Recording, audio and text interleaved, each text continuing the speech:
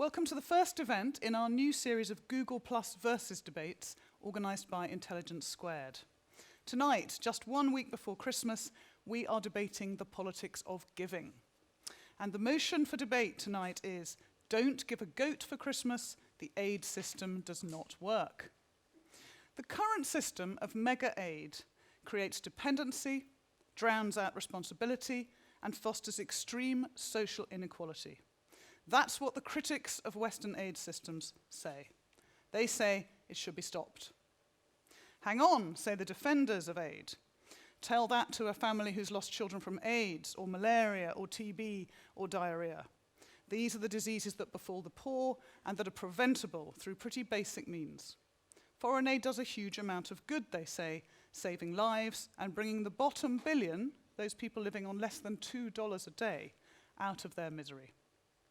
Well, to debate these issues tonight, we have invited 4 esteemed speakers here to Sadler's Wells in London. And we also have a stellar panel of experts joining us online via Google Plus Hangout, who are poised to challenge our speakers as they debate the motion. So wherever you are, be it in London or online, you will get your chance to put the questions to our speakers. Your vote is crucial.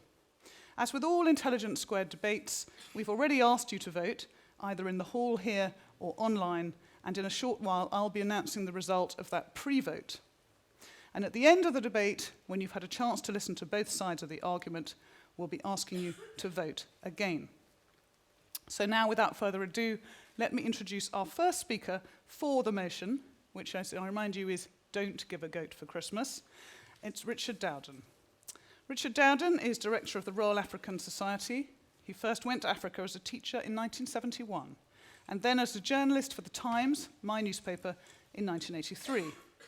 And he's been Africa editor of The Independent and of The Economist, and he's made 3 full-length documentaries about Africa.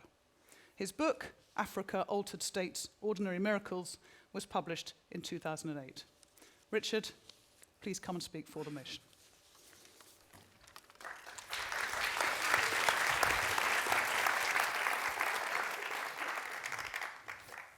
Thank you, Camilla. Should we give a goat for Christmas? I will base all my observations on Africa because I don't know the other continents or other places that receive aid very well. Goats, they provide milk. Goat soup is very nice. I've had it many times. The meat is okay, but then you look at the sort of rubbish dumps that a lot of African goats live on and you think, is this what I'm eating? And leather, useful, and the shit is very good for fertilizer. But under every tree where there are goats and any vegetable patch, they're always covered with wire to protect them because goats get everywhere, or they're protected by a small boy who should be, of course, in school. Besides, I don't think you really need to send a goat because, if you hadn't noticed, goats are exceedingly good at procreating. They can do it themselves. I'm going to just mention this. I'm very brave tonight because I know how dangerous it is to argue with Clare Short. The last time I tried it was late at night. We were at about 35,000 feet somewhere over Guinea. And she, then minister at DFID, threatened to have me thrown off the plane if I went on like that, she said. So I kept quiet. But now we're back here together. So Claire, as I was saying,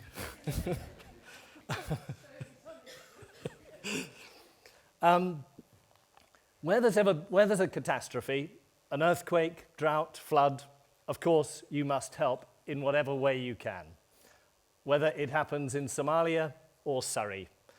That I stand by. So I'm not anti-aid under those circumstances. And I think also where there are massive inoculation programs and so on, then there has to be a sort of public goods approach to this. Not necessarily aid, but this is a global public good and therefore should be supported by everybody. But when you ask whether aid will develop a whole country, a whole continent, I think the answer's no. Unless the people there decide to do it themselves. And they give their consent and they support that. And I'll come back to that. Take Africa, an extremely rich continent full of poor people. You only have to go back to the optimism of the 50s and 60s, where Asia was the basket case. China, India were going to be disasters because of their massive and rising populations and their terrible poverty, and Africa was the hopeful one. Africa was the place that kind of worked. So why did it become poor? Well, it's very simple. It's not lack of aid. It was the politics that messed it up. The Cold War politics overlaying the politics of, what was it then, 50 countries, 51 countries, now 54. And there you had something like 2,000 languages, between 6,000 and 10,000 societies suddenly jammed into these countries whose borders had been decided in Berlin or London or Paris. They had no part in the creation of these states, and they're often very different peoples living in the same country. And those politics gradually produced the sort of uprisings, wars, jealousies that I think caused the problems that Africa had in the 80s and 90s, and particularly during the Cold War, when all that mattered for the West and the Soviet Union was whose side are you on.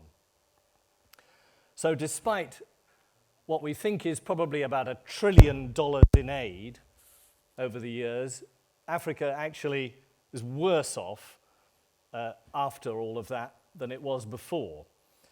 And it's only just getting back to where it was. Yes, Africa is getting richer. Why? Number one, China needs its minerals. And that has drawn everybody, all the mining companies, all the natural resources companies back into Africa. China led the way. Secondly, mobile phones and the internet. Africa was connected to the planet. And that made a huge difference. You could get there, you could phone up, get back home as soon as you got there. And so business has moved into Africa. And thirdly, the growth of a new African middle class that is global. They're global professionals. They could work anywhere in the world, but they are now creating the sort of environment in which business and prosperity can flourish. Aid may have played a small role in all this, but the downsides of aid, I think, have probably counterbalanced that. Firstly, it creates dependency, so that governments don't collect taxes from the people, and the people can't say, I'm not voting for you, or I'm not paying my taxes because you haven't delivered this road, this health clinic. No, it's dependent on the Western aid donors to do that, and it undermines democracy. In the same way, it's not accountable to the people, and the donors have their own agendas. I'll mention this, it'll probably make some people vote against me, but I don't mind. Gay rights, for example, is not a big issue in many African countries, but we're imposing it because it's a big issue for us here, and it comes with the aid. And I think that may backfire. It may produce quite a negative reaction because people know this is part of the aid package. It's sapping creative civil society. People who used to be creative and want to get on, earn their own living, are now sitting back. I call it the Pajero and per diem society. Lots of NGOs and civil society. And I just couldn't believe it when I saw people who are already getting a salary having to be paid to go to a workshop in a nice hotel and spend a whole day there, lovely hotel food, discussing how to use the internet or something. Well, they're already getting a salary, but they had to be paid a per diem. If you set one up without a per diem, nobody's going to come. So it's actually demoralizing the very people who should be driving development. I think, fourthly, the image of Africa has suffered terribly from the aid agency images that they use to raise money, because those are the only images that we have. We don't have any other images of Africa. We don't go there. We don't get television programs about normal, ordinary life in Africa. We only get the suffering ones. And therefore, this has put off, and I think it has, a lot of business. And that may be the reason that China got in and gobbled up Africa. They didn't have any idea about Africa at all, except, yeah, there's stuff there, we better go and get it. But you talk to companies here, and they said, oh, we don't want to go there. Oh, it's full of hunger and wars and disease and poverty and so on. And that, I think, has been a big problem. And also the promises that they made that it's not keepable. There's a new one, make poverty history. There's now end hunger now. It'll be ended by the G8 summit this year. No, it won't. Let's do something that's a bit more realistic. If we want to help, go to a website called Global Financial Integrity. I mentioned $1 trillion was given to Africa in aid. Guess how much has been taken out of Africa by illicit financial flows? 1.6 trillion. 1.6 trillion's gone out through mispricing of exports and imports by the big companies. And where does it go? It goes straight through the tax havens, most of them British-controlled tax havens. We know where they are, massive, and the advice for that comes from tax avoidance scheme in this city. So if you want to help Africa, stop those things happening, stop those financial outflows, and that will keep the money in Africa and develop it, and it won't need aid. Thank you.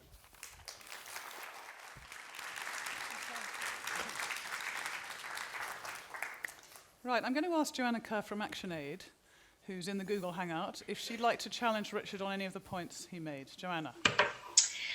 Richard, thanks very much for that. I certainly couldn't agree with you more around the tax dodging agenda, but I'm quite surprised that in your arguments you didn't say anything about people-centered development.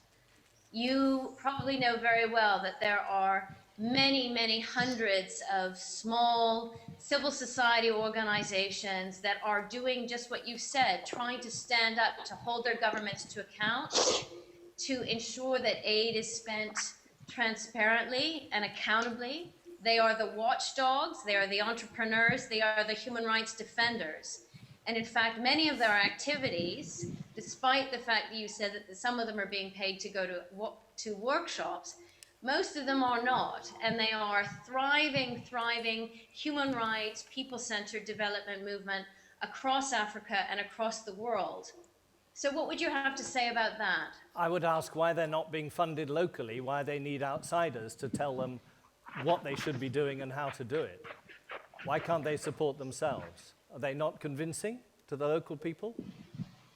Well, certainly many of them are, but if you can imagine that in many countries, for example, on women's rights, where governments haven't quite completely grappled with the rule of law and how to implement, say, new legislation around violence against women, that in many instances those women's groups need the legitimacy and external support. And so it would like us saying that we can't help a battered woman inside her own home.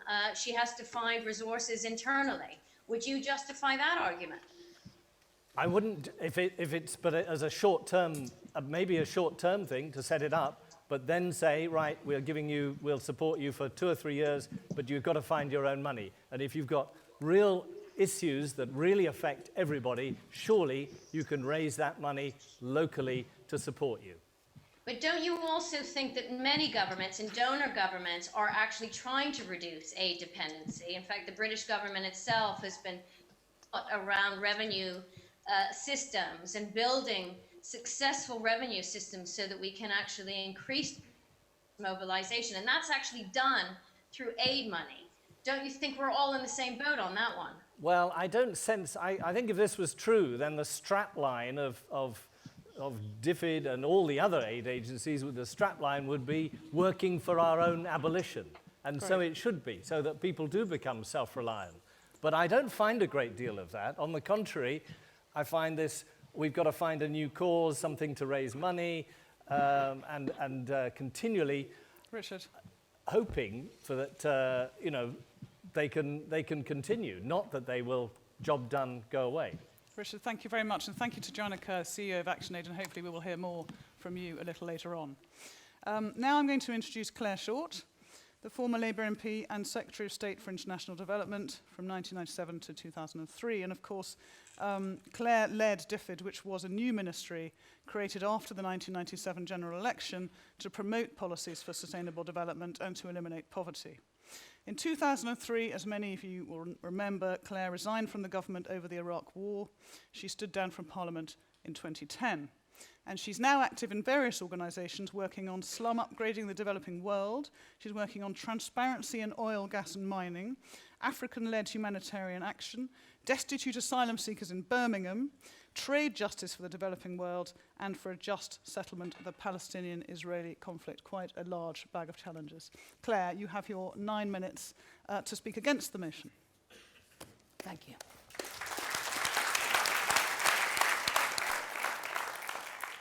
Don't give a goat for Christmas. The aid system does not work. I think it's disappointing, especially at this time of year, that decent people, and I suppose that includes Richard, who of course I never threatened to throw out of an aeroplane, irritating though he may be, that decent people advocate such a mean-minded and ill-informed policy. On goats, I've been in Mozambique, in Zambezia province, in 1997, when World Vision was giving out goats. This was just after the end of the civil war in Mozambique, which was caused by apartheid South Africa, feeding a civil war to try and hold back Mozambique and its politics. And Zambezia province, where we were asked to work, had been the centre of a lot of the fighting, so most of the animals were dead. People had eaten them, killed them, so on. And this was giving goats to widows, a male and a female goat, and then they'd pay back with a kid, and that would go to another family. And they were so excited and so pleased. And it's just a bit of generosity that helps out some people in trouble. You get the milk, you get some meat, you get the manure, it helps your agriculture. For heaven's sake. And the idea is that goats and other things like it, for people like me and probably lots of you, who've got everything you need, who your nieces and children and grandchildren don't know what to buy for you anymore, the socks and the soap you've had before, you pay 20 quid for a goat that goes to someone like those widows in Mozambique. Is anyone seriously saying that that's a bad thing? I mean, please. So please do give a goat for Christmas if you've got people you've given socks and soap to before. The second claim, that the aid system doesn't work, is factually false. In the year 2000, end of the Cold War, what was the world to do to mark the new millennium? Big meeting of the UN. The commitment was that the whole world will mobilise to systematically reduce poverty, halve the proportion of people living in extreme poverty by 2015. That target was met 4 years in advance. Doesn't mean we're finished, because that's only half.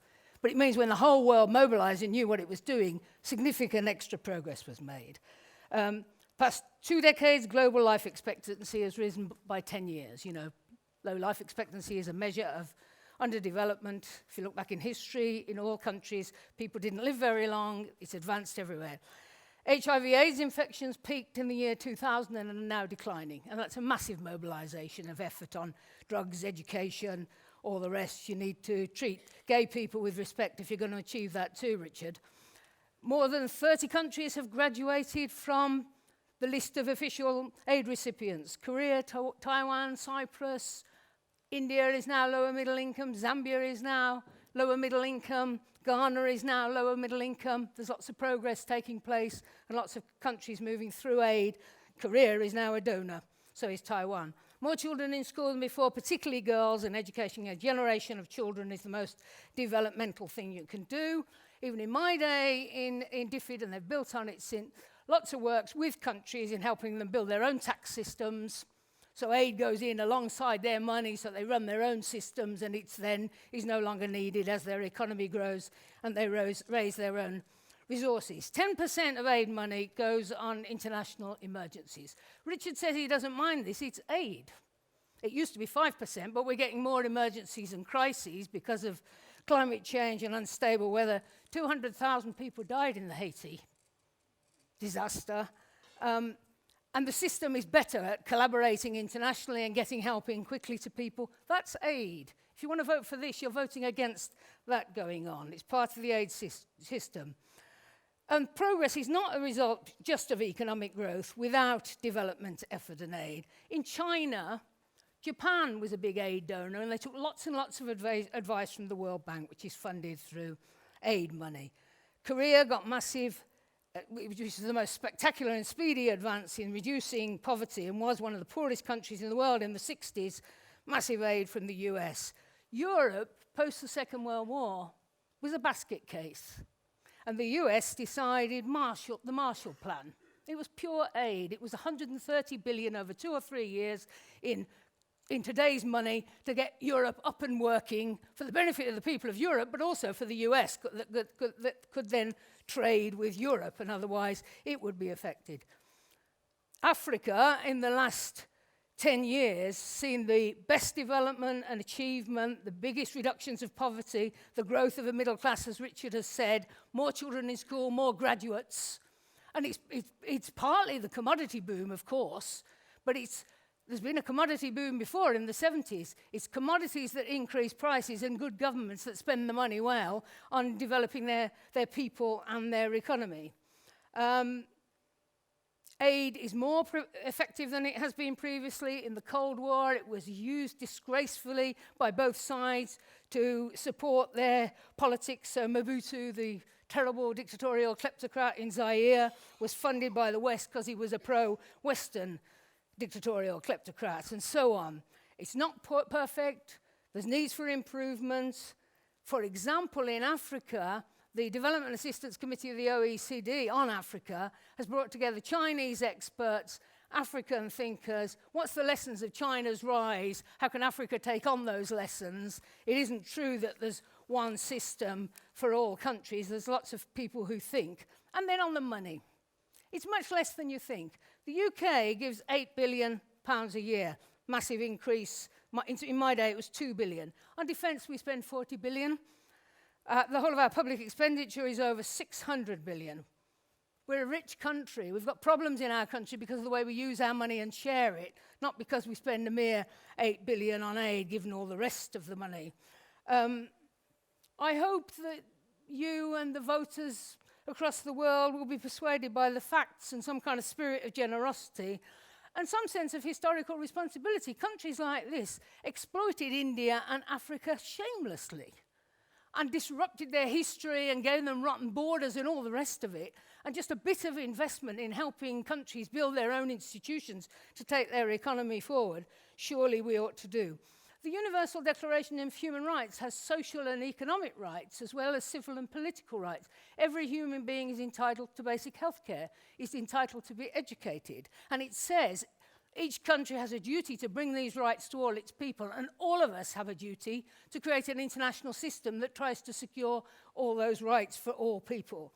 Surely using aid properly is part of fulfilling those responsibilities. But if there are those here and across the world who are hard of heart, lacking in moral sensibility, think, if you don't care about moral fairness, think how we make the future safe. It's likely, and the projections are, there's going to be more and more strain on water and food resources, more crises, particularly in Africa, Afghanistan, Pakistan, and so on. If we do nothing about it, you'll spend more and more on defense, or is it attack, because of the repercussions of that inequality and meanness in a world of better communications, and that will make the world unsafe. So if you don't care about the moral arguments, think about the safety and security of the future. I very much hope that virtually all of you will vote against the proposition, but I want to ask you to be clear. We're not saying all aid is good. Aid has been misused, and improvements are needed. I'm not saying support the current UK ring fencing that's part of the Tory government trying to decontaminate their brand when they were thought of as the nasty party, because I think by growing the aid and nothing else, they've brought it under attack and they're so defensive that the quality of Britain's efforts is actually deteriorating. I'm not saying aid is development. You've got to do things on trade, on climate change, on intellectual property, on better peacekeeping. But please, vote for people who give goats for Christmas when they've got enough presents already, and the continuation of a commitment to aid and development. And Richard is completely wrong. The commitment of all is that as countries graduate, the amount of aid goes down, and that's what's going on across the world right now. We look forward to a day when we'll still need, I'm afraid, emergency aid, but most countries will be on their own feet. But we'll use aid well in the meantime, and we can use it better, not abolish it. Thank you. Oh.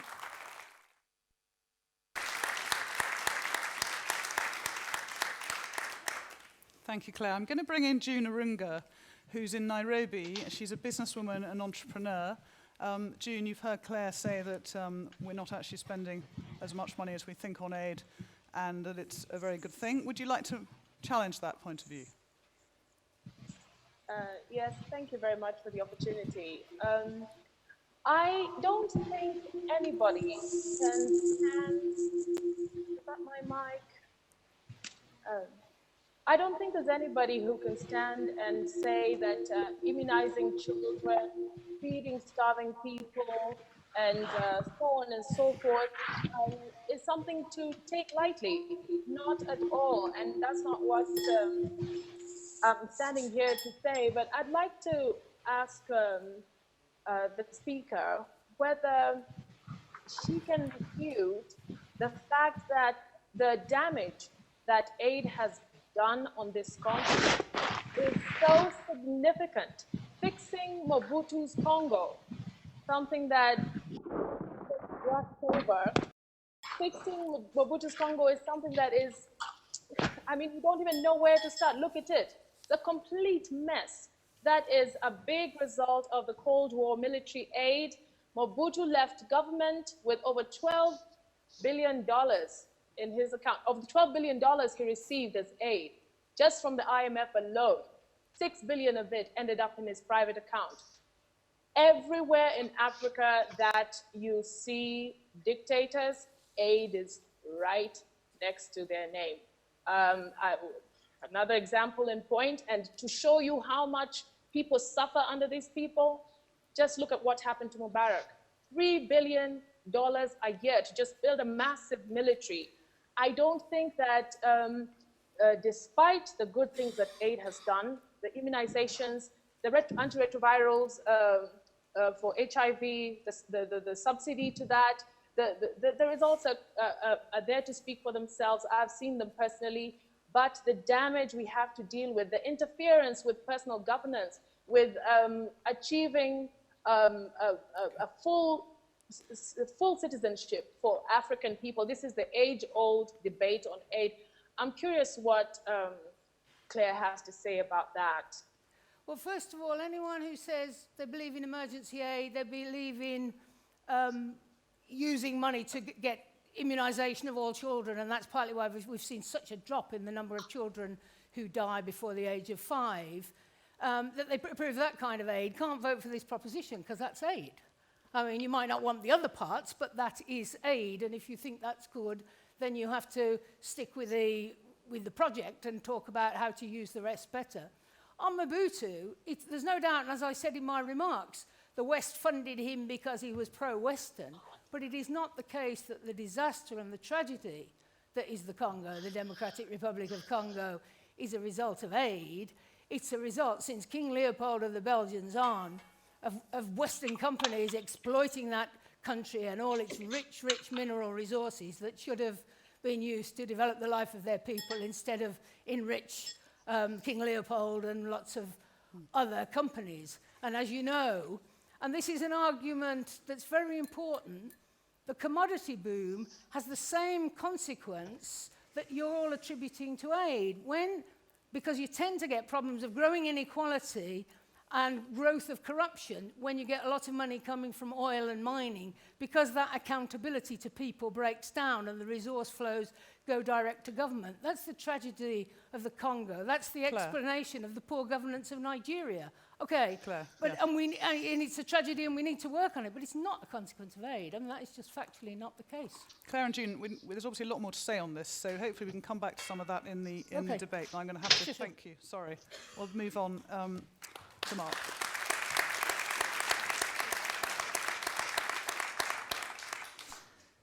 Our next speaker is Mark Littlewood, Director General of the Institute of Economic Affairs in London. Mark was formerly the campaigns director for the human rights group Liberty, and he was also, after that, appointed head of media for the Liberal Democrats. And from there, he went on to found Progressive Vision, which is a classical liberal think tank. Mark, your 9 minutes speaking for the motion, please. Thank you.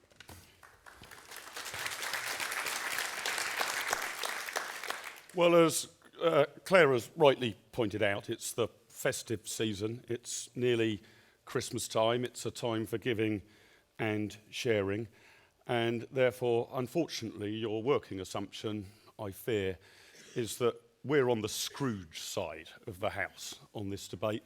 We're the mean people. We're the ones who are more concerned about buying ourselves a PlayStation for Christmas than we are about those who are struggling to fend for themselves. Okay, things haven't been great in the United Kingdom over the last few years. Our economy's flatlining. We're still not as rich as we were before the 2008 crash. We generally have got used to economic growth of 2 or 3%, but let's face it, despite all that, we're still rich. By any kind of comparison, the average Brit's on about £20,000 a year, perhaps as much as 5 times the average income of the planet. So I've got just a few minutes to persuade you that your starting assumption that I might be a selfish Scrooge, whilst understandable, is wrong. If we really care about world poverty, and I'm guessing virtually all reasonable people do, we need to chart another course, not one based on what I would argue is an arbitrary, outdated and failed aid model. Clare gave lots of examples of things improving in the world and different countries getting richer. That's true, that has happened. The world is a richer place than it was 20, 30, 40, 50 or 60 years ago, but not because of aid. For over 6 decades, the government of richer countries has spent taxpayers' money and sent it to the government of poorer countries. I'm going to suggest that the number was a bit greater than my co-supporter of the motion here, that it was about $2 trillion that's been sent over those 6 decades, about 10 times the annual GDP of Nigeria, Africa's most populous country, about 3 times the GDP of South Africa, the continent's largest economy in Africa, and about the same as the annual GDP of all of sub-Saharan Africa as a whole. Has this worked? Has it had any positive impact at all?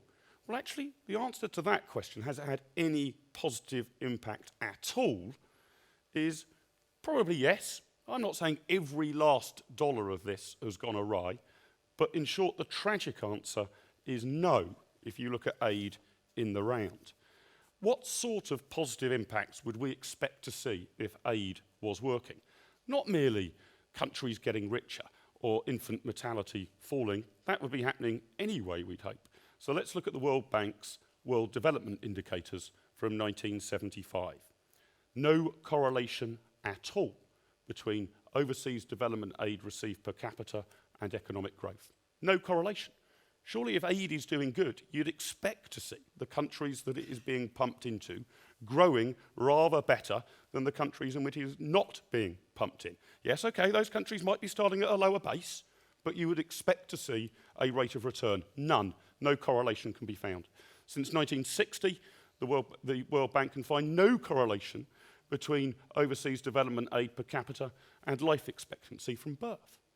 Now, I'm sure there are some individual projects that you can point to that look like they're good. This is stopping malaria, this is stopping something else, but you'd expect to see an overall correlation between aid per capita and life expectancy. There's none. Rajan and others in a 2008 survey, perhaps the most detailed econometric analysis ever of aid, found, I quote, little robust evidence of a positive or negative relationship between aid inflows into a country and its economic growth. Why? This sounds a bit implausible, doesn't it? Okay, some of the money might go awry, some of it might go into the pockets of dictators, but surely some of it gets to projects that would work, even a fraction. Surely there'd be some positive effect. Why isn't there? Well, I'm going to suggest a few reasons to you. First, what's known as Dutch disease. Inflows of aid can distort the local economy and increase the value of the local currency, making locally produced goods less competitive on the open market.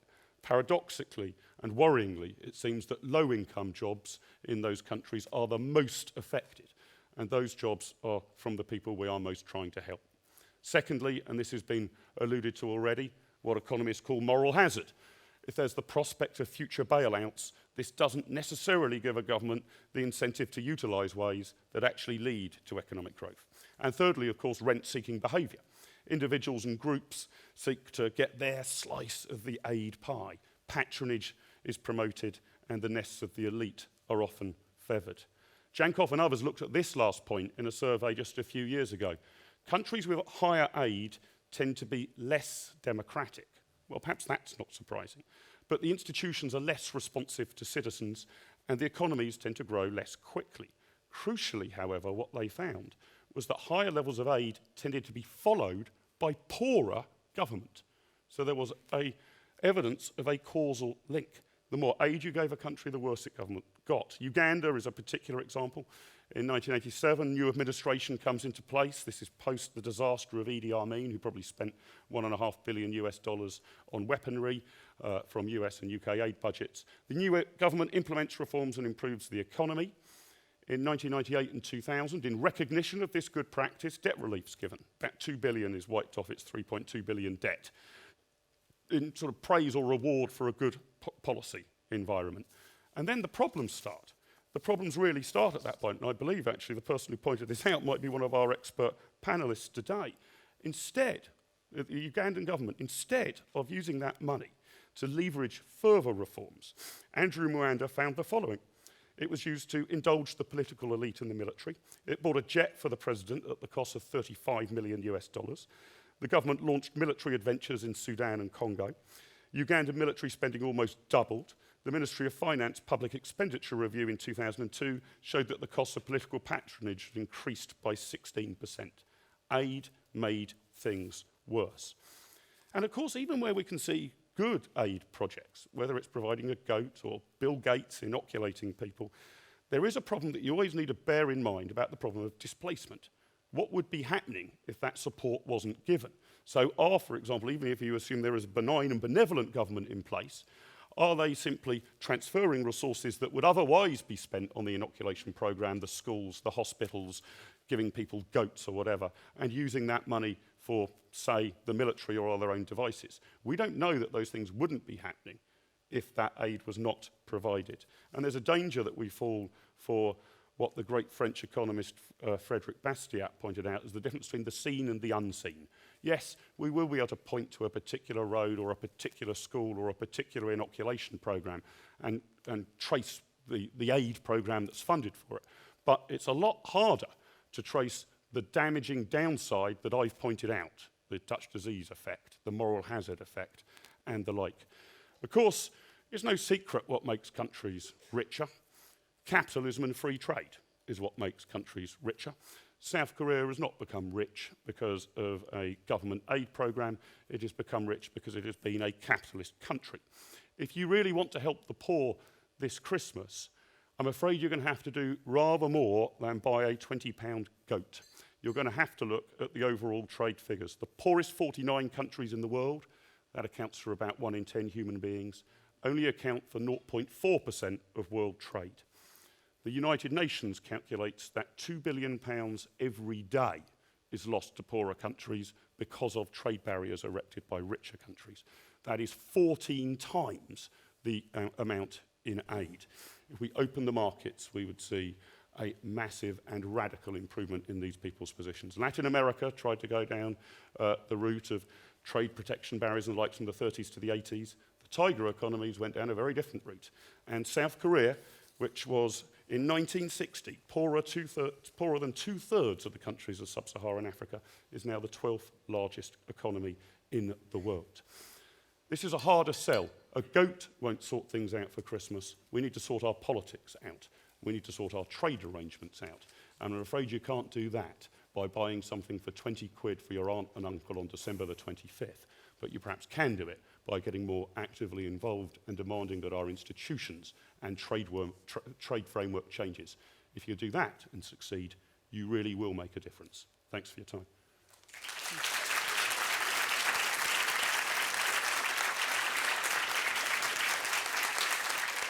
Thanks, Mark. I'm going to bring in Jamie Drummond, who's Executive Director of One. And Jamie, I don't know if you want to deal with any of the statistics Mark put forward. I saw Clare vigorously shaking her head about some of those. But maybe talk about the displacement factors that Mark mentioned. Anyway, you've got 3 minutes max to challenge Mark, please. Well, a couple of questions, thank you. And I'm sure Andrew will pick up on some of this, especially when it comes to Uganda, which is a country of the moment in a number of ways, and we could have a rich discussion about that country alone. I believe aid is currently 25% of Uganda's budget. So to exclusively say that all of Uganda's challenges are the cause of aid and debt cancellation would not account for the fact that so much of the resources are domestically generated. So that there's got to be some other story there. It suggests that the politics is, as Richard was saying. Also, let's look at what aid has achieved in Uganda. There's been significant reductions in infant mortality, improvements in healthcare services, enrollment of kids in school. Actually, Uganda is on track, I believe, to achieve the Millennium Goal of halving extreme poverty. So there's a lot of good news in Uganda, despite the fact that there are remaining considerable challenges. And I think one of the things that you've repeated, which Claire pointed out was historically inaccurate, which is important for us all and everyone in the room to understand and underline, which is aid since 2000, especially, is a different proposition than aid going back to 1960. And those very long-term studies that show what aid was like during the Cold War, when, let's get honest, people, its objective was not development. Its objective was not human development or trade or growth. Its development, in large part, was to keep certain Cold War allies in position, whether you were giving money from the Soviet side or from the West side. And that's how a lot of these problems, the Cold War by proxy in places like Sub-Saharan Africa, were created. So let's look at actually what aid has been doing in the new paradigm since 2000, and the Millennium Declaration and the Millennium Development Goals, subsequent to debt cancellation and increased aid. Since then, it has achieved extraordinary results.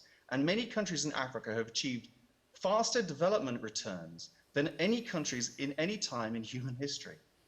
It's just been starting from a very low and very difficult base. And a lot of the aid has helped create the conditions for the private sector also to prosper. And the improvements in foreign direct investment into many of these countries, and the way aid has helped create the physical and human infrastructure to crowd in the private sector, it's not an either or. I think fundamentally, the idea that it's either a goat or supporting global financial integrity, or buying shares in African companies, it's a series of either-or propositions is fundamentally flawed. We should do all of these things. We should trade more, we should do smarter aid where it's necessary, and we should all campaign together for transparency. By the way, that is what a lot of people in this country, the United Kingdom, will be doing over the next 6 to 9 months in partnership with campaigning organizations around the world, and above all at a grassroots level in Africa over the next 6 months. And I hope you'll all join us at One and other organizations as we do all of that. Thank you very much, Jamie. Very quick response I don't know if I've got much of the 3 minutes to come back on. You've got about 30 seconds. But we've got to be careful that we don't look at, for example, numbers of halving extreme poverty and assume that that is down to a generous aid budget. We would expect, generally speaking, if there is economic growth on the planet, for those numbers to be falling. They have fallen best over the past 20 or 30 years in, I think, China and India, it's fair to say. Not because of aid, of any sort of huge aid programs going on at all, but because those two countries have essentially embraced capitalism. That is what has ensured that infant mortality rates are much, much better, not perfect, but much better than they used to be. Mark, I'm a bit worried about what Jamie said about sort of that, you know, we've got to buy shares in African countries, or we've got to have global financial integrity, or this, and we can do all of them.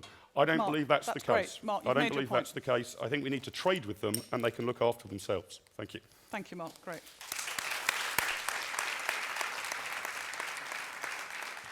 Sorry to cut you off there. Now, our final speaker against the motion is Joe Cerrell, who oversees the Bill and Melinda Gates Foundation's policy, advocacy and communications activities in Europe and the Middle East. And his team helps to manage and expand the foundation's partnerships with governments, corporations, foundations and other NGOs. So a wide experience of the different actors in this. And before joining the Gates Foundation, Cerrell was Assistant Press Secretary to Al Gore in the White House.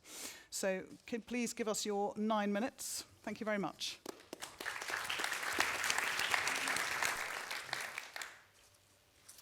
Well, good evening. Let me start by saying that I think the subject of aid, as you will all agree, is extremely complex. So let me just start offering a couple qualifiers before I make my points and introduce to you my perspective on how you should think about this motion. First, I think it's really important, based on what we've been hearing tonight, to qualify aid as an instrument for economic growth, where the conclusions are less clear about its effectiveness, versus aid that's aimed at reducing poverty, where we do have conclusive evidence to suggest that aid is highly effective. And further, I also want to fundamentally reject this all or nothing dichotomy, whether aid is all good or aid is all bad, whether the focus of one strategy is the answer or the other. In reality, what we need is a combination of approaches and actors, including the private sector, governments, institutions, individual donors, and as well, philanthropy.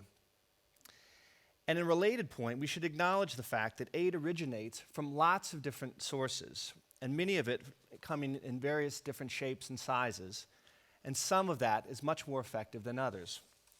So instead of asking whether the aid system is broken and deciding whether then all aid should be halted, perhaps the real question should be whether the benefits of aid outweigh the risks and unintended consequences that admittedly we have seen when aid is not allocated wisely. And by the end of this event, I hope you'll agree that the impact of aid, when delivered smartly, has been enormous, improving the basic living condition for millions of people around the planet. Richard would have you believe that it's up to aid to, in his words, develop a whole continent. That is not the role of aid.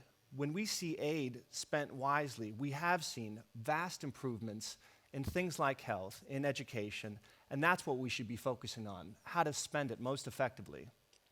Since 2000, the amount of aid has grown considerably, much of it to health, which is an area that I've been working on for the last 15 years. During that period, we saw the creation of new funding mechanisms, like the Global Fund to fight AIDS, TB, and malaria, and Gavi, which immunizes kids all around the world and helps make it possible for new vaccines to both get developed and distributed. These are two instruments that the UK government has been completely instrumental in helping set up. This was also a period of unprecedented commitment at the G8 level, particularly at Gleneagles in 2005, but also at other summits where new commitments were made on development assistance, child health, and agriculture. So the logical question here is what good, if any, came of these spending increases and improvements in political commitment? And the good news is great news. We're seeing dramatic results in a number of areas, and we're seeing these gains in some of the poorest parts of the globe. While there are far too many to cite, I just want to provide you with 3 statistics. And I take issue with the suggestion that these are isolated examples of success. On HIV/AIDS, today there are more than 8 million people living around the world under the support of antiretroviral treatment, a figure that a decade ago, most people would have thought was impossible. And I would also add to that aid really helped bring down the prices of those drugs. Aid used wisely in combination with the private sector can help guarantee that there's a market, there's a predictability in a market to bring down those costs by more than 95% since they were introduced. On malaria, since 2000, when the disease used to kill upwards of 1 million children every year, we've seen a drop in this number by more than 25% globally and 33% in sub-Saharan Africa. This thanks to the access of things like insecticide-treated bed nets and anti-malarial drugs. On vaccines, since its creation in 2000, Gavi has helped save the lives of more than 5.5 million children, giving them access to life-saving vaccines that your kids and my kids have the benefit of saving their lives. We've done this through the support of aid. All of those examples I cited to you are because aid has been there and supported the scale-up of these very successful initiatives. And all of this has contributed to amazing progress in the number of children who will live until their 5th birthday. In 1970, there were more than 16 million deaths every year of kids under 5. By 1990, as a world, we cut that to 11.6 million. And today, that number has been reduced to less than 6.8 million. It's one of the most fantastic examples in human history of progress when we do the things that we know can prevent the deaths of children. Now, some will say that despite these gains, too much aid has been squandered, or they will point to the pernicious effects of aid. And they will say that what's most important in developing countries is economic growth, and that in this regard, aid is much less effective than increasing trade and investment. And of course we should be supporting these other strategies, including domestic resource generation, private investment, and remittances. But while these sources may be key to economic growth, in the near term, they're unlikely to benefit the poorest segments of society, much as they do more powerful groups. Furthermore, some of these arguments miss the wider, more fundamental point for what the outcomes of aid are producing: more girls in school, stronger primary health care systems, more affordable access to life-saving vaccines and drugs, and all are justifiable in their own right. And yes, it's likely that in the past we've gotten it wrong and that some aid has been wasted and perhaps done harm. Likewise, there's no doubt that we can significantly improve aid by giving it in the right places, in the right way, accounting for the politics of countries, and supporting institutional capacity to increase transparency, accountability at the country level. But it makes no sense to argue that because some aid is problematic, therefore all aid is ineffective or harmful. A colleague uses a helpful analogy by asking whether, because there are some problems in the National Health Service or some misjudgments are made about appropriate healthcare treatments, should the entire profession of medicine be abolished? The fact is, aid is getting better, with more focus on results and performance. And we're witnessing other promising signs, with countries graduating from aid recipients to aid donors, nations like Brazil and South Korea. And South Koreans will tell you that aid played a big role. Clare Short was in a panel discussion the other day that was published in The Guardian. We're also seeing promising developments of countries taking on programs that were once financed entirely by donors. One example of this, in South Africa, donor resources used to fund nearly 100% of the country's AIDS treatment programs, and today donor funding is close to 20%. For all of these reasons, the role of aid is critical, or putting it another way, ending aid would be catastrophic. Ellen Johnson Sirleaf, Africa's first female head of state, said it best when she wrote very recently an opinion piece that, quote, "If development aid were to halt, then the danger is that many countries, such as Liberia, would begin to slip backwards," end quote. So instead of circular debates about ending aid, we should instead be focused on how to increasingly make it more effective and continue to find ways to invest that are complementary to other important forms of finance. And don't underestimate the importance of the UK's role in this regard. The world needs British leadership to continue to make aid better and to take actions on things like transparency, tax, and trade. This should be where the energy and the thought is concentrated. I think we should give aid to end aid. There is no doubt we see an unending cycle on this, but I do think that things like public health and sending girls to school and the other preconditions for thriving societies should be things that we invest in. Therefore, I hope you'll agree with me and Clare that we should reject this motion that the aid system has failed and should be ended. The result of such actions would be catastrophic. Thank you.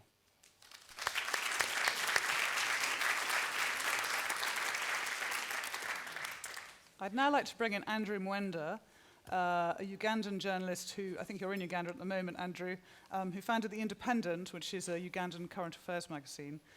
Andrew, obviously we've heard Joe saying that a combination is needed and that we need to give aid to end aid. Do you want to challenge him on some of that? Well, he said that we should give aid to end aid, and he's saying it. I wish he had said it in 1960. You see, he's saying it 50 years later. Possibly even 100 years from now, we may still be saying we need to give aid in order to end aid. Perhaps what we need to address about aid is the law of unintended consequences. Because, you see, aid, you may give it to achieve so many things, but there is a big gap between intent or motive and result. And the biggest problem of aid is that what is not intended. For example, you need to deal with the fact that aid will tend to disarticulate the state from the citizens. when the governments depend on foreign countries for revenue, they have more interest in listening to what those foreign governments are saying than what their citizens are saying. And therefore, aid has a relationship with investment. When the governments have to depend on their own citizens for revenue, they are driven by self-interest to put in place institutions and policies that can foster the prosperity of their own citizens. When it is the donors giving the money, governments are much more interested in listening to what donors are interested in rather than their citizens.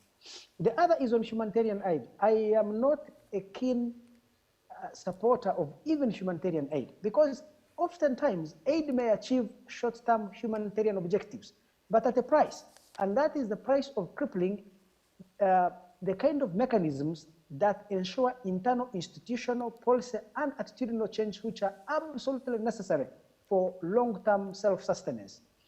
And finally, I would also like to say that, you see, yes, aid may work, but the conditions under which aid may produce positive results are very rare to find and difficult to recreate. In other words, aid may achieve small short-term things, but we should not be blind to the unintended consequences, the negative effects that it creates in crippling a nation's ability to find internal processes and mechanisms that can allow it to stand on its own feet. Andrew, thank you. That's the unintended consequences point, very important. Joe, can you just quickly respond to that before we move on? Well, to Andrew's first point, I do think, again, it's important to distinguish aid in an era where the objectives weren't poverty alleviation. We'd heard Jamie Drummond talk about aid as an instrument for diplomacy, for defense. This is not the kind of aid that I think has led to the kind of gains that we're seeing over the last 15 years. So that's one point. The second is I agree with Andrew that what we do need to have are thriving institutions that can hold their governments to account, make them more accountable to the citizenry, to over one day provide the basic services that aid has stepped in at times and filled in a short time, short gap kind of way. Great, thank you very much.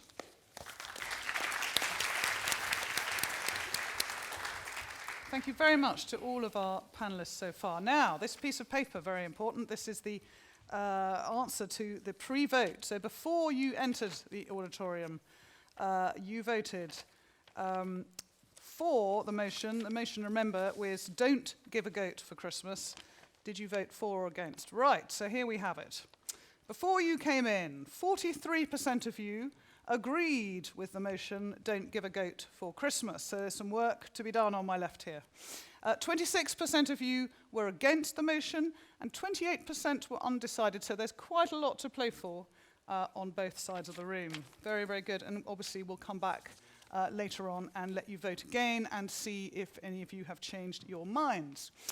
Now, we're going to enter a rather more freewheeling point in the debate where I hope a lot of you can come in and participate. And there are microphones on either side here in the hall in London. If you want to make a point from the hall in London, if you can come down to the microphone and I'll bring you in, that would be great. We've got about half an hour, so again, I'm going to have to be quite bossy, I'm afraid, and keep you all to time. There's an awful lot of very interesting points.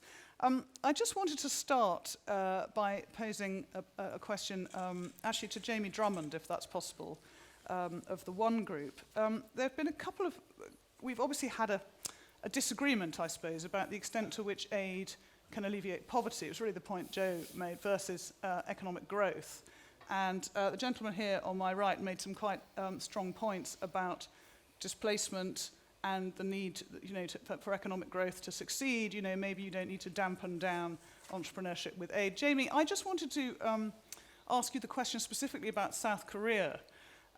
Obviously, South Korea is frequently held up as an example of a country which has done phenomenally well for its people and dragged its people out of poverty without very much going down the aid route. That's not true. Massive American aid, massive. Well, let's bring you in a moment, Claire. No, but I'd love honestly, to bring you in too. Figures, look at it. Well, great. Well, that's you can have a disagreement with Plus the other side here. military dictatorship, by the way. Let me start with Jamie and maybe bring you in, Claire, because I just think it's a point that's very frequently made in this debate, so it's worth having it out. Jamie. I think one of the most important things about this whole debate is the lack of accurate information, and I think Claire made the point quite effectively there, which is South Korea developed with an enormous amount of aid, but it was very well used, and it had a dirigist government that didn't always put the human rights of its people first for the first couple of decades there. It spent a lot of money on vocational training, farm-to-market roads, rural infrastructure, education, which created the conditions for economic liftoff. But aid alone did not achieve that. It was but one of many policies. And there's an aid obsession in the debate, which says something along the lines of, you help a country X because it's hurting there. When you help them, you are somehow the cause of that hurt. And that is a sort of a logical fallacy in this whole debate. Aid is one of many policies we can employ to help these countries develop. Trade, transparency, investment, all of these other things need to be done too. It is correct that aid has dominated the development policy debate too much.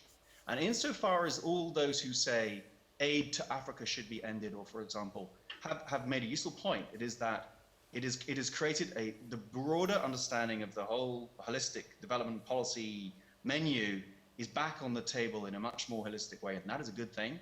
But to then take aid entirely off the table would be a huge mistake, and it will undermine the great progress that's been made since 2000. We're seeing a lot of economies that are looking toward a day when they will no longer need aid. Ghana is a great example, which had debt cancellation. It's had significant increases in aid. It is now using its oil, hopefully, well. If that happens, the Ghanaian genius will see that economy take off and be a great example for the region. And many other countries could follow the same route. Uganda may not. Uganda may not, because the politics there is complicated, more complicated. That is a country that needs some special attention. It'd be great to hear more from Andrew as we have this more freewheeling session in the debate. Okay, that's very helpful. I just want to go to Andrew right now on that point, and then I might bring in Clare and Mark briefly on this. Andrew Mwenda in Uganda. Do you want to just comment on that? I mean, specifically where you see Uganda at the moment? Oh, we've lost him. He's got very important things to can't hear say. you. Andrew, I think I'm sorry, we can't you've got hear to you. press the button up there. Yes. There he is. I'm not Okay. I'm not a good prophet. It's very difficult to determine the future of the country, and Uganda's aid dependence has reduced. The point we need to know is that aid tends to transform citizens into clients. That is its biggest problem. It may build a road, it may build a hospital and a school, it may send children to school, but ultimately aid tends to reduce citizens into clients. When governments are depending on money from outsiders to feed their own citizens, citizens no longer feel that they have a stake in the management of the economy, and they don't feel that they have a strong stake in holding their leaders to account. And one of the reasons why we have limited attempts at holding the leadership to account in Uganda, of course, is because citizens don't think that the government is answerable to them. Humanitarian aid, which I do not want to excuse, also has a tendency to convert active citizens into passive spectators in struggles that are shaping their destiny. You need to go to Darfur. People who should be involved in political struggles to influence their future are right now vegetating in camps and spectating over that struggle. And I think the whole essence of aid is to assume, well, let me put it this way, aid is attracted to our failures rather than our accomplishments. So it comes to fix our weaknesses rather than to leverage our strength. And it ends up, rewarding our incompetencies rather than leveraging our strength. Thank you. And that is...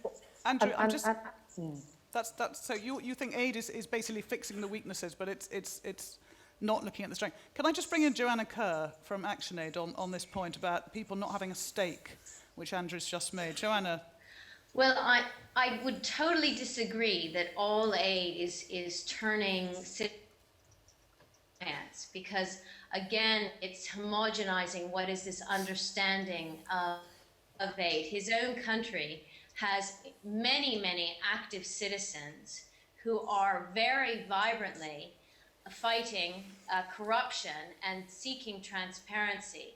And they are often doing so with the solidarity of citizens in other countries, including the UK, as part of global movements that are fighting to end corruption, to promote justice, to promote transparency.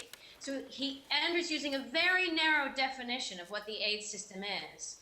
And of us see it as a much greater solidarity movement where money is moving, but also solidarity and power between people is moving to actually transform this world so that poverty and injustice are tackled collectively. Can I just ask Joanna, I mean, are you in favour of the sort of Grameen Bank model in Bangladesh? Does that fit your model, that people getting together and self-organising and effectively growing through their own communities? Yes, absolutely. By But aid. microfinance Well, yeah, is it very is, often it the most often used example. But what many organizations like our own are really trying to support people to understand their rights, to interact with institutions, and to what are the structural causes of poverty and injustice. So the only structural cause of poverty, but many of these issues around lack of accountable governments and appropriate amount of resources that are going to health and education that have been labeled by some of the other. Can I just ask a final question on that? I mean, because certainly my own experience is in Bangladesh, really, but you know, a lot of NGOs are actually financed by aid. Would you say you're more in favour of money going to NGOs rather than governments, which you obviously have a problem with? Well, it's not either or, and we shouldn't get into this either or argument because NGOs are playing a very critical role as watchdogs. Great, that's terrific. I'm going to go. Is there anyone in the room, by the way, who wants to ask a question? If you're shy about walking to the microphone, just put your hand up. Something? Do you want to come down and ask it down here? Because I don't think we can hear you otherwise. And then after that, I'm going to go to Hannah Forbes-Black, who's actually our web host, and she's got questions coming in from the web at the same time. Do you want to come down and just say who you are and ask a quick question? Okay, my name is Patrick Busses from the Ivory Coast, and I disagree with the fact that we should give a goat for Christmas. I think it's international hypocrisy to, in the one hand, advocate to alleviate the sufferings of people in Africa and all those things, where in the other hand, many Western countries put barriers to trade. If they do not encourage entrepreneurs in Africa to compete with, for instance, commodities. A poor country like Burkina Faso, who produce cotton, has to face the subsidized cotton of the United States. Yes, indeed. How can Burkina Faso entrepreneurs will end poverty in their villages? So this, I think, is hypocrisy. If people want to really help, they should empower and transfer technology. This is what Japan and Korea benefited. It's not just aid, putting money and paying the salaries of many aid agents, well-dressed. And thank you. That's a very, very, very good point.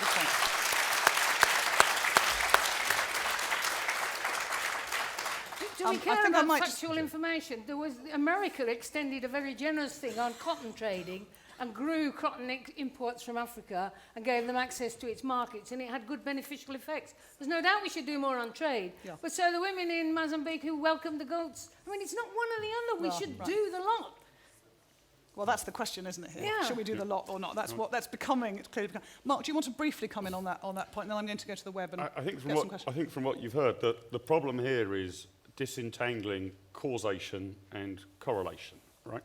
And accuracy of facts. Well, it is true that South Korea has been in receipt of reasonable amounts of aid. The question is whether or not you think that's what's made them rich, or whether you think it's entirely other things. I mean, by way of example, if since 1800, let's say, the United Kingdom had given 5% of its GDP every year to the United States of America, that would have been the biggest aid package of all time, over 210 years, and we would be pointing at America today and saying, wow, isn't America rich? Look how much richer America is than it was in 1800. And look, we've been giving them 5% of our GDP in aid every year, as if that was the thing that made the difference. That, I'm not saying it would have made zero difference in the United States of America, but it wouldn't have been what made the USA rich from 1800 to 2012.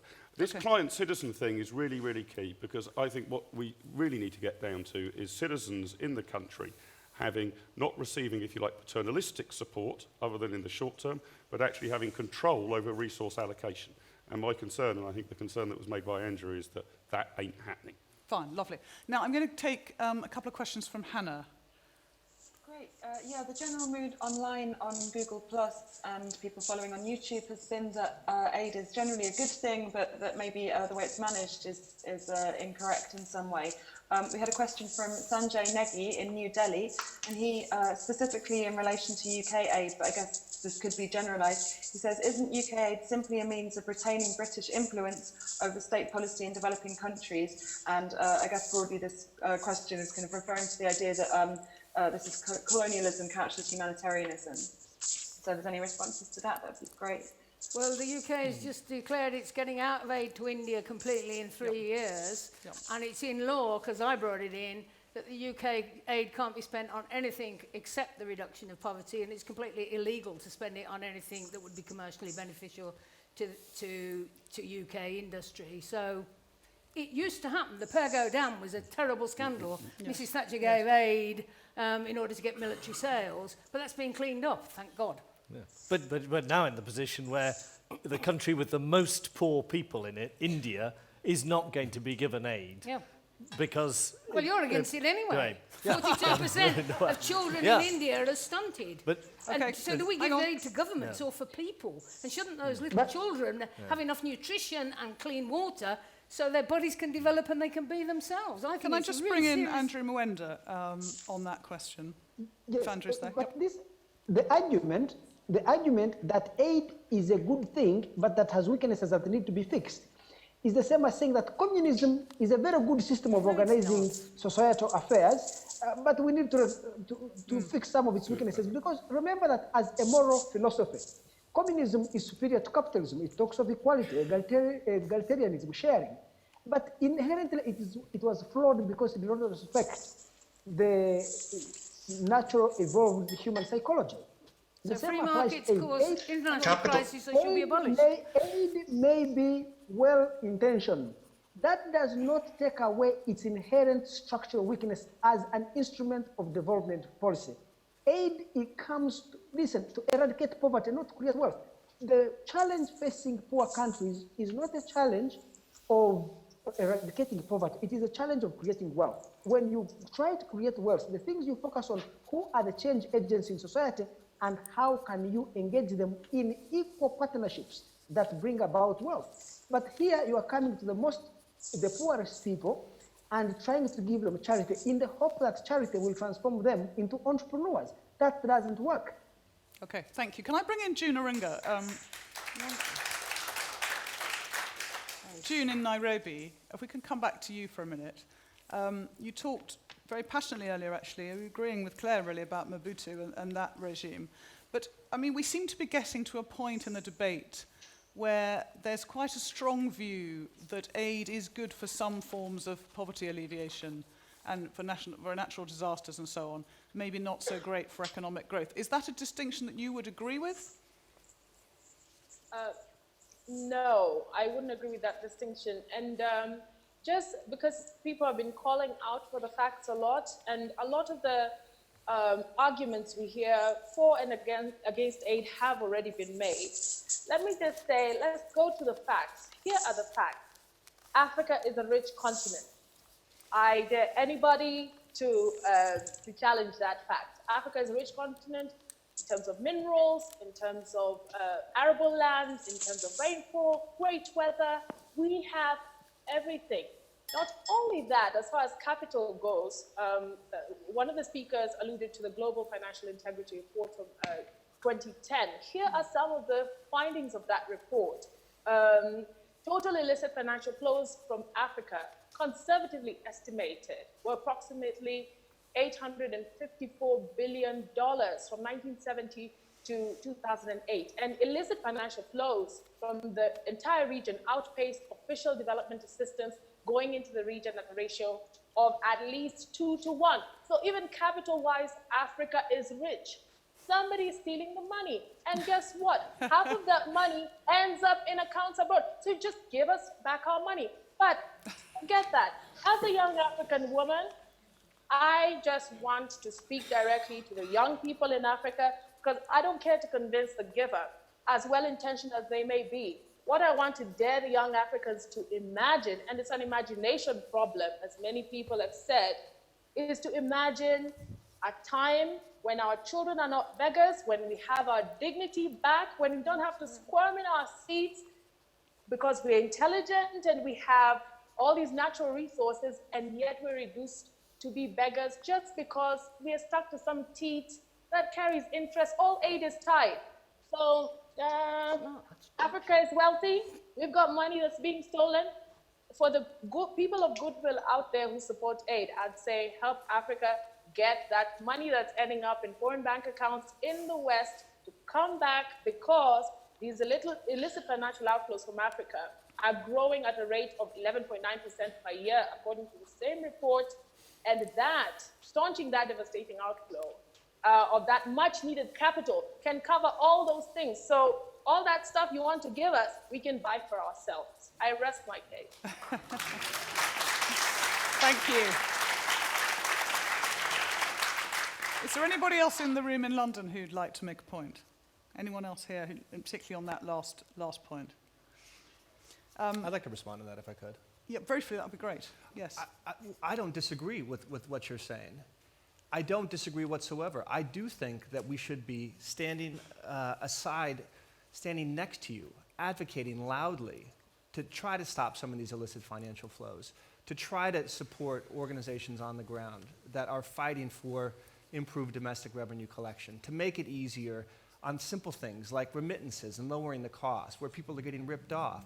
But I think you do misinterpret the role of aid. Aid is not the reason why these illicit flows are going out of the country. Aid is supposed to be focused on the alleviation of poverty, and the record, particularly over the last 15 years, has been very good. The tracking of those flows has gotten a lot better. Countries like the UK are putting in place much more effective measures than in a lot of the eras that we've heard in the past to make sure that the money is being used as intended. And I can tell you, because we as an organization run our organization like a business, and we partner with many of these donors. And so while I agree with you on this, I think it's just important to separate the role of aid from some of these other financial flows that I agree we should figure out ways to capture increasingly. And could I just add, some of the people who are taking the money out are the elite in Africa. In all our countries, there are greedy, selfish people who don't share all the money with all the people in a fair way. And the thing I chair, the Extractive Industry Transparency Initiative, is trying to use transparency so people in Africa know what the companies are paying, what the government's getting, where the money's going, so it can be properly controlled and properly used. And that isn't a big aid expenditure, but it's funded, and the NGOs that campaign in countries out of aid money in order to get that resource, which does cause Dutch disease, commodities, better used. So it's not all this either or. Let's bring all our instruments so that the people of Africa, a rich continent, but not the biggest aid receiver, that's Afghanistan, will get a bit of chance in life. And in the last 10 years, we've seen faster economic development in Africa than at any time since independence. So a lot of progress is being made. Very good. Thank you. Just time for one last question from the web, I think. Hannah, do you have another question you'd like to put to us? Hannah? Can't hear you. Hannah, we can't hear you. Okay. I agree with all of that. Yeah, she's brilliant. Sorry, I'm so sorry, my microphone was muted. I just was saying it's hard to choose because there's so many interesting questions online, but just to pick one, Ralph in Germany on Google, who's watching on Google Plus, asked quite a pragmatic question, saying the so-called aid numbers are inflated by having all sorts of items in them that really benefit the donor countries. I guess he's thinking of things like failed asylum seekers being flown back to their home countries. How do we stop strings on aid being used to benefit the donor more than the recipient? That's for all our speakers. Yeah. there's a huge issue. There were huge issues, weren't there, about grain being dumped on Well, countries and so on. tying was when you had to spend it on experts from your country or equipment from your country, and it creates inefficiency. And Exactly. there's been a big move to stop tying. UK doesn't tie anymore. That was one of my little things. And we had a big movement through the OECD to reduce tying, and now it's massively reduced, but it's still there, and some people do use it for their own benefit, but it's much less than it used to be.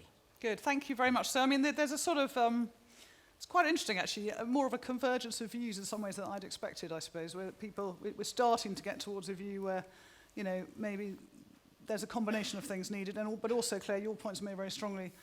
We have actually made progress. We are getting smarter about the aid we give. But aid isn't the answer to everything. We need to do everything. And Korea didn't proceed by free markets. It was protected and military dictatorship. South Korea is a bit more free market than North Korea, and I'd suggest that's why it's done that's rather better not over the difficult, last but 60 years. it didn't We go got that. by We've free heard the markets. message. We've heard the message. Right, now I think it's time to vote. You've heard what the panellists have had to say. You've heard the people on the Hangout. You've had the chance to question them. It's now time, wherever you are, whether you're here with us in London or out on the web, to cast your vote. If you're watching us on YouTube, the online vote is live now. And for those of you who are here, I think ushers are going to be coming around with boxes. Now, you should have a ballot card if you're with us in London. You need to tear it in half, depending on whether you're for or against. If you're one of the people who was undecided and you're still undecided, then just put the whole card in the box, and that will be registered as a don't know. Let me just remind you of the motion we're voting on tonight. Don't give a goat for Christmas. The aid system does not work. That is the motion we're voting on. You need to decide whether you're for or against that statement. Now, while we're counting in the votes, it's time for me to go back to the expert panel here in London, and I'm going to ask each of our debaters here to make a very short closing statement of 2 minutes each. And I'm going to ask Joe to start, so we're going in the reverse order that we started in. Joe. Great. Well, thanks very much again for the opportunity to participate in this. I think to approve this motion, to say that the aid system has fundamentally failed, you have to say that there are no benefits to aid, or that the benefits of aid don't outweigh some of the abuses that have taken place over the past several decades. And I think the evidence is clear that aid is not the answer to Africa or other developing countries' challenges with growth, with economic growth. However, it is a fundamental and vital part of countries working their way out of poverty. The gains we've seen over the last 15 years are indisputable, whether on HIV, on malaria, on girls' education, on under 5 child mortality. The trend lines are going in the right direction. So we need to work together to figure out what are the ways that we can more effectively use the existing aid. And the good news there is aid is getting better. It's getting better all the time. And we need to be increasingly supporting countries' ability to hold their governments to account, to help countries stand on their own. But there is a role for aid to play, and we should be working towards a better aid. Thank you. Mark. Joe put in his summation there a rather more watered-down argument than the analogy he used in his main speech, which was if surgery went wrong on the National Health Service, that would be a reason to end medicine. No, of course, we're not arguing that on this side of the House. That's not what the motion says. What we're saying is that the bad definitely outweighs any good. And although I'd readily accept aid money can be spent in different ways, and if it's going to be spent, I'd rather it was spent on malaria inoculations than chemical weapons, obviously. But the question is whether there is a systemic problem with it, and there seems to be. And I'm a bit worried about what we've heard from Joe's side that says, it might not be helping economic growth, but it's relieving poverty. That doesn't quite stack up for me. Firstly, I'd say if you really want to relieve poverty, economic growth is the best way of doing it. Secondly, if you are relieving poverty and more people are not getting sick and are going to school, you'd expect to see economic growth as a result of it. Then we get the either-or argument. I'm not wholly persuaded by that either, particularly from the point of view of an affluent Westerner. Free trade would do immensely more than any amount of aid budget that we're, even if you believe it's well spent money. Free trade and institutional reform is what's needed. And I'm just a bit concerned that if somebody like me does buy a goat for Christmas, that I'm sort of thinking I've done my bit. The biggest thing we've got to do is to change the global financial trade arrangements, which we have stacked against the people we now claim to help and are throwing a few crumbs off the table. So don't buy a goat, it's a distraction. The aid system doesn't work. We need free trade and open markets instead. Thank you. Clare. The aid system works and has worked massively better since the year 2000. And one of the biggest things you can do to bring about development in a country is educate a generation of children, including girls. As they grow up, they change their country. And that the evidence on that is overwhelming. Most aid is spent on health, clean water, education. People are entitled to this anyway, but of course people who are educated are more demanding of their governments and so on and so forth. There's been loads of dodgy statistics about the effects of aid. Aid isn't the answer to all things, but it does some good. It's not a lot of money. To actually suggest that you should abolish it because some people have used it badly or because of false statistics, of course, if countries are under dictatorships and very badly government, there will be humanitarian assistance just to keep people alive. Our friend from Uganda said we shouldn't even do that. So when there's a famine or something, we're supposed to walk away and just let people die.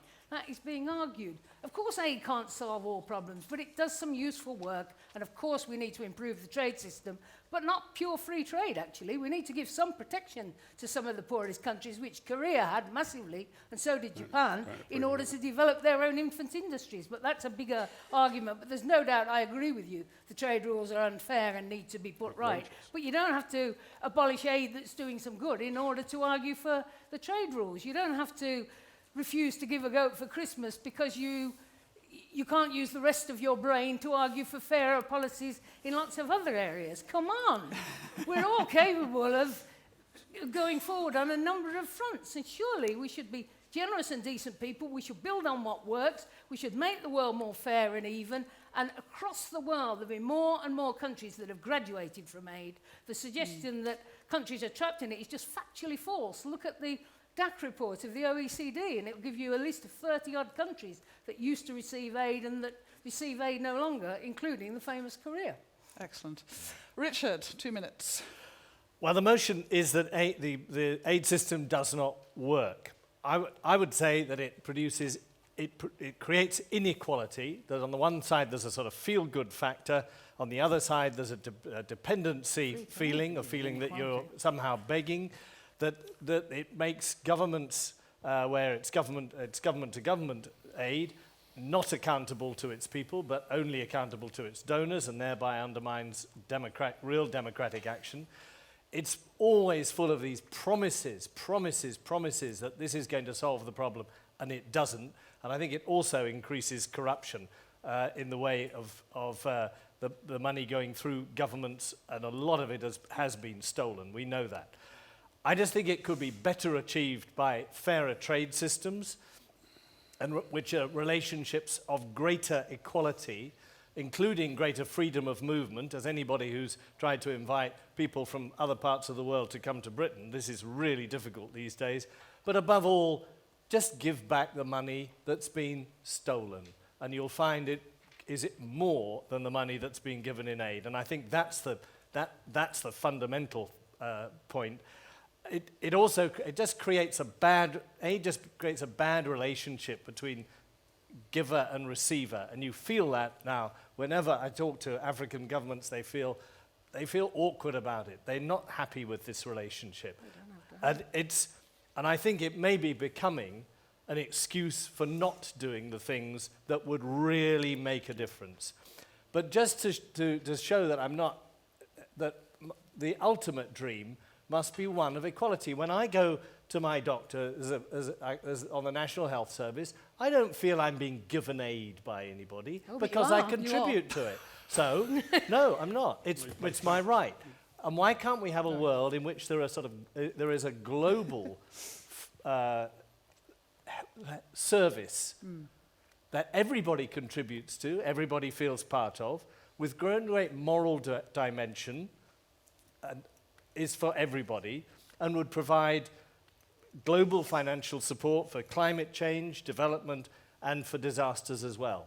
And then you wouldn't have this aid, I'm giving you these things and feeling good about it, you're feeling awkward about it and disempowered by it, but a feeling that this is something shared by everybody. And I think that's what we should work towards, which would involve the abolition of aid. Now that would be aid. Thank you.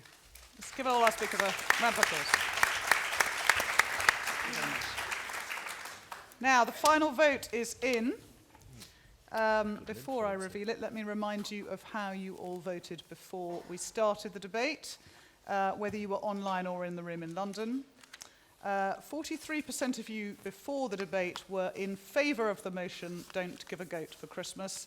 26% of you were against, and 31% of you didn't know. 28 you said before. I did, but I now have a different thing on my sheet. You're quite right, and somebody has to do the addition, but quite a lot of you said you didn't know. Quite right, well sharp. I know why you were so successful in your political career. Right, since the debate, there's been quite a big change. Only 4% of you remain undecided. 53% of you are now for the motion, so that's more than before, that's an increase of 10%. For the motion, don't give a goat for Christmas, but 43% of you are now against the motion, don't give a goat for Christmas. So I have to congratulate Mark and Richard for winning the debate. Don't give a goat for Christmas, the aid system doesn't work. But I also have to congratulate Clare and Joe because they've made up an enormous amount of ground in this debate and come very close to convincing you all that the aid system does work. And the online vote, by the way, will keep going because you can watch this debate again. So that online voting system will remain open if you want to try and change these figures. So just remains for me to thank you all very much for coming, to thank our wonderful speakers, to thank Intelligence Squared, all of our panel who've come in online, and Google for making this all possible. Good night.